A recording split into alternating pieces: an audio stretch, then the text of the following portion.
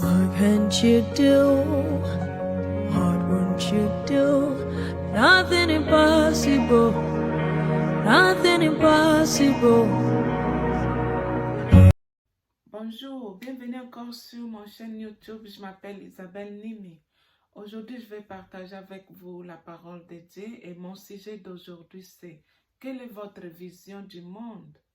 Lorsque tu deviens chrétien, il ne suffit pas seulement de donner sa vie à Jésus, mais aussi sa mort. Philippiens 1, 19 à 21. Car je sais que cela tournera à mon salut, grâce à vos prières et à l'assistance de l'Esprit de Jésus-Christ. Selon ma ferme attente et mon espérance que je n'aurai honte de rien, mais que maintenant, comme toujours, Christ sera glorifié dans mon corps, avec une pleine assurance, soit par ma vie, soit par ma mort. Car Christ est ma vie et la mort m'est un gain.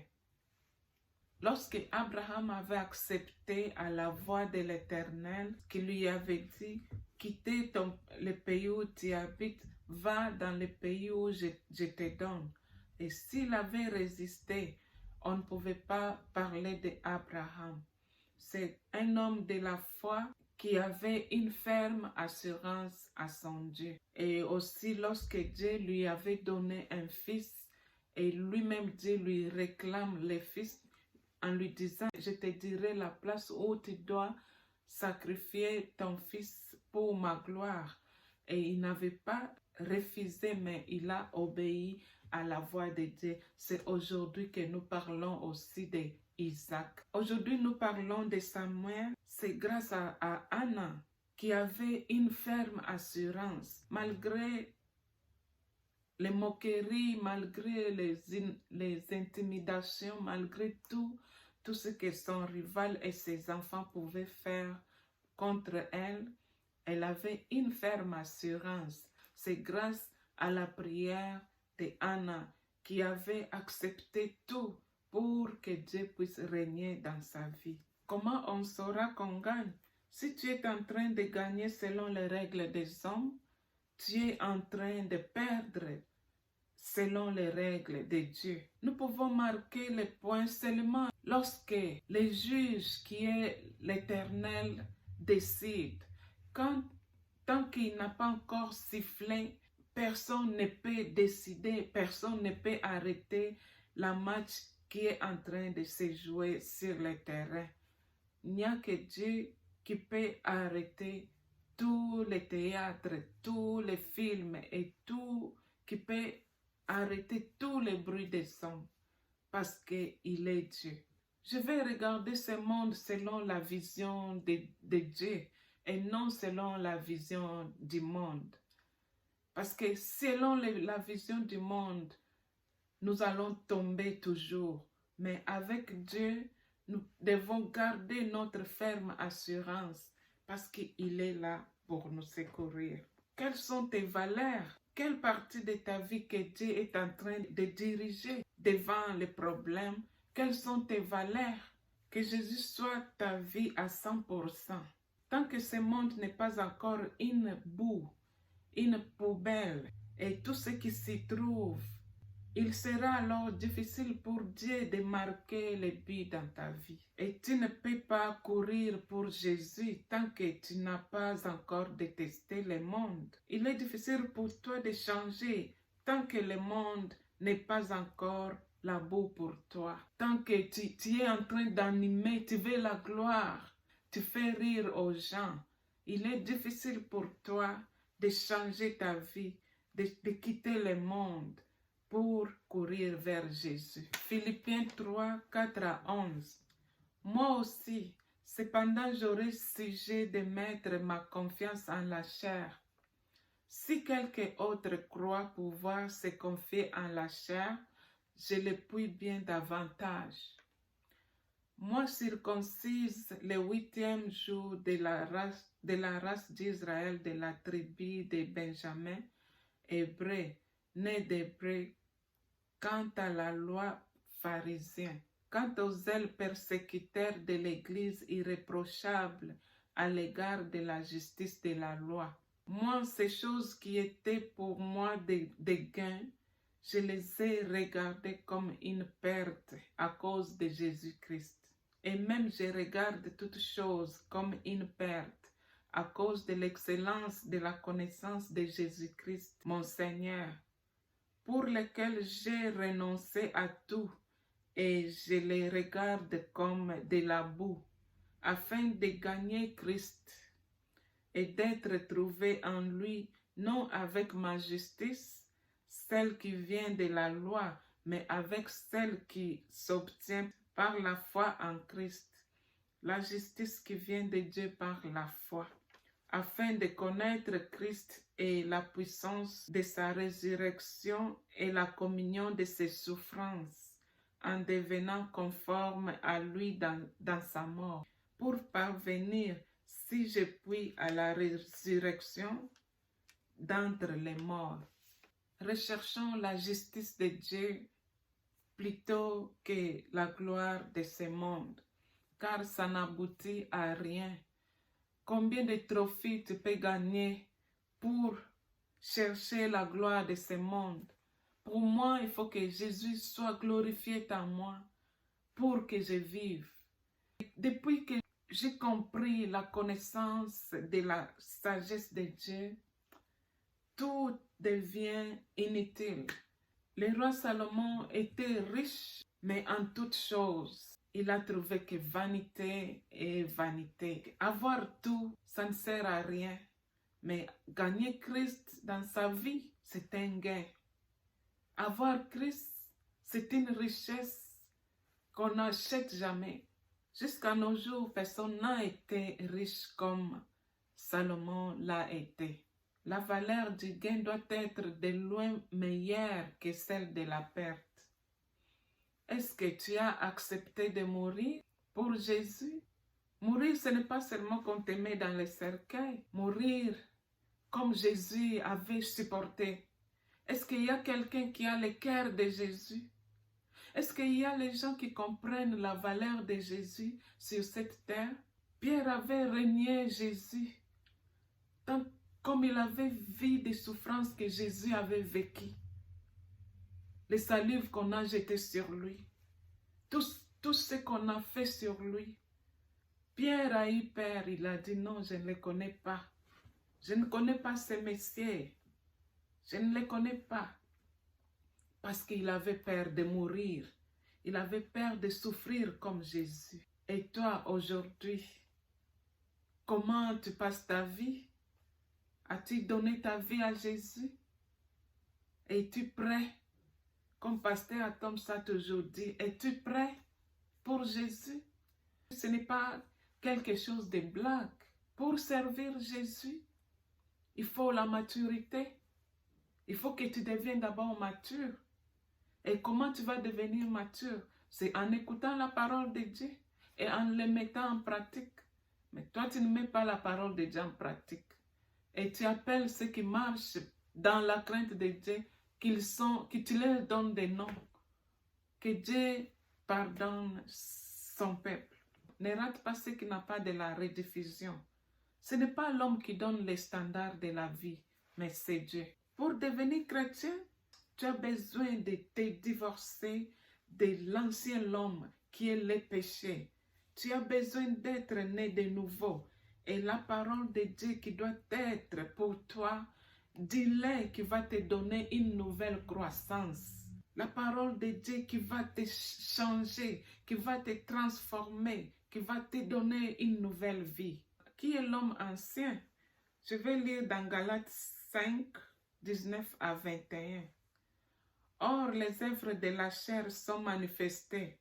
Ce sont l'impudicité, l'impureté, la dissolution, l'idolâtrie, la magie, les inimitiés, les querelles, les jalousies, les animosités, les disputes, les divisions, les sectes, l'envie, l'ivrognerie, les excès de table et les choses semblables. Je vous dis d'avance, comme je l'ai déjà dit, que ceux qui commettent de telles choses n'hériteront point les royaumes de Dieu. Et la nouvelle naissance est manifestée par Galates 5, 13 à 18, 22 à 25. Selon ma préparation, il y en a beaucoup. Et je vais lire verset 13 jusqu'à 13 à 18, 22 à 25. Frères, vous avez été appelés à la liberté. Seulement ne faites pas de cette liberté un prétexte de vivre selon la chair, mais rendez-vous par la charité, serviteurs les uns des autres. Car toute la loi est accomplie dans une seule parole. Dans celle-ci, tu aimeras ton prochain comme toi-même. Mais si vous vous mordez et vous dévorez les uns les autres, prenez garde que vous ne soyez détruits les uns par les autres. Je vous dis donc, marchez selon l'esprit, et vous n'accomplirez pas les désirs de la chair, car la chair a des désirs contraires à ceux de l'esprit. L'esprit en a des contraires à ceux de la chair. Ils sont opposés entre eux, afin que vous ne fassiez point ce que vous voudriez. Si vous êtes conduits par l'esprit, vous n'êtes point sous la loi. Verset 22 commence jusqu'à 26. Mais le fruit de l'esprit, c'est l'amour, la joie, la paix, la patience, la bonté, la bénignité, la fidélité, la douceur, la tempérance. La loi n'est pas contre ces choses. Ceux qui sont à Jésus-Christ ont crucifié la chair avec ses passions et ses désirs. Si nous vivons par l'esprit, marchons aussi selon l'esprit. Ne cherchons pas une vaine gloire en nous provoquant les uns les autres, en nous portant envie les uns aux autres. Plusieurs fois, il nous arrive à nous questionner beaucoup de questions. Pourquoi moi? Pourquoi moi, Seigneur? Je te sers, je te crains, mais pourquoi moi? Et la réponse est que, parce que c'est lui le juge. Quand il n'a pas encore sifflé, la match ne va pas s'arrêter. Donc nous allons continuer dans la marche avec lui, car il est notre Seigneur et Sauveur. 2 Timothée 2, 14 à 19. Rappelle ces choses en conjurant devant Dieu qu'on évite les disputes des mots qui ne servent qu'à la ruine de ceux qui écoutent. Efforce-toi de présenter devant Dieu comme un homme éprouvé, un ouvrier qui n'a point à rougir, qui dispense droitement la parole de la vérité. Évite les discours vains et profanes, car ceux qui les tiennent avanceront toujours plus dans l'impiété, et leur parole rongera comme la gangrène. De ces nombres sont Hyménée et Philette, qui se sont détournés de la vérité, disant que la résurrection est déjà arrivée, et qui renverse les foi de quelques-uns. Néanmoins, le solide fondement de Dieu reste debout avec ses paroles qui lui servent de sceau. Le Seigneur connaît ceux qui lui appartiennent, et quiconque prononce le nom du Seigneur, qu'il s'éloigne de l'iniquité. Plusieurs y sont déjà détournés à cause des mauvaises prédications. La parole de Dieu est celle qui transforme, est celle qui donne la vie. Et si ta vie est toujours dans les désordres ce n'est pas seulement pour ceux qui vont, les hommes qui sortent avec les femmes. Non, il y en a beaucoup sur notre terrain, au travail, partout. Nous trouvons, il y a des désordres. Les gens qui ne marchent pas selon les disciplines de Dieu. Et si tu marches encore comme ça, tu as besoin de chercher Dieu. Tu as besoin de connaître Dieu dans ta vie. Que le retour de Jésus ne soit pas une surprise pour toi, car la parole nous a été donnée. de se préparer en conséquence, afin que l'arrivée de Jésus soit, que nous puissions l'accueillir dans la gloire et dans la joie, et non dans la détresse. En conclusion, si nous sommes morts avec lui, nous vivrons aussi avec lui. Si nous persévérons, nous régnerons aussi avec lui. Si nous les régnons, lui aussi nous régnera. Si nous sommes infidèles, il demeure fidèle, car il ne peut se régner lui-même. Ce message, je l'ai tiré de la prédication du pasteur Adams. Il y en a qui copient les gens, comment ils dansent. Il y en a qui copient comment les autres ils copient comment voler. Les autres copient comment moquer. Les autres copient, chacun connaît ce qu'il copie. Mais j'ai choisi parce que j'ai trouvé que c'est un bénéfice pour moi. Et je peux aider aussi quelqu'un qui n'avait pas eu la chance de l'écouter. Je vais aider quelqu'un d'écouter la parole de Dieu, de ne pas être surpris. Et réveillez-vous, mes bien-aimés. J'ai eu ce message pour édifier aussi plusieurs. C'est pour la gloire de notre Seigneur. Quand ils viendront dans sa gloire, que nous soyons prêts, que nous soyons heureux de l'accueillir dans sa gloire pour nous prendre dans sa gloire. Et que Dieu vous bénisse et à la prochaine. Yahweh, Yahweh, Olongi motema.